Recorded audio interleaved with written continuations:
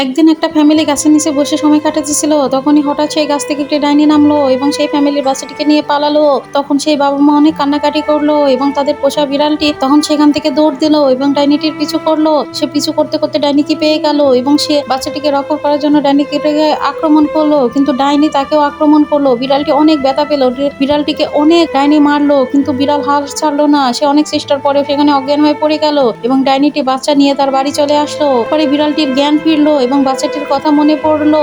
তারপরে ডাইনিটি বাচ্চাটিকে তার ঘরের মধ্যে রেখে মন্ত্র পড়া শুরু করলো বাচ্চাটিকে খাওয়ার জন্য। তখনই বিড়ালটি তার বাড়িতে এসে কেরোসিন তেল ঢেলে সেটাতে বাড়িতে আগুন ধরিয়ে দিল এবং সে গাছে উঠলো। গাছে উঠে দেখলো যে ওখানে বাচ্চাটি আছে। ডাইনি বাচ্চাটিকে খাওয়ার চেষ্টা করছে, তখনই বিড়ালটি ডাইনিকে আক্রমণ করলো। ডাইনি আর বিড়ালের মধ্যে অনেক মারামারি হলো। এমন সাহসী বিড়ালের জন্য ভিডিওতে কি একটা লাইক এবং চ্যানেলটিকে তোমরা সাবস্ক্রাইব করবে না? তারপরে সে ডাইনিটিকে মেরে ফেললো এবং বাচ্চাটিকে তার কাঁধে করে নিয়ে এসে তার পরিবারের কাছে পৌঁছে দিল। আসলে এমন দেখুন, মানুষ বেঈমান করে কিন্তু পশু পাখি বেঈমান করে না। ভিডিও থেকে তাই বুঝতে পারলাম।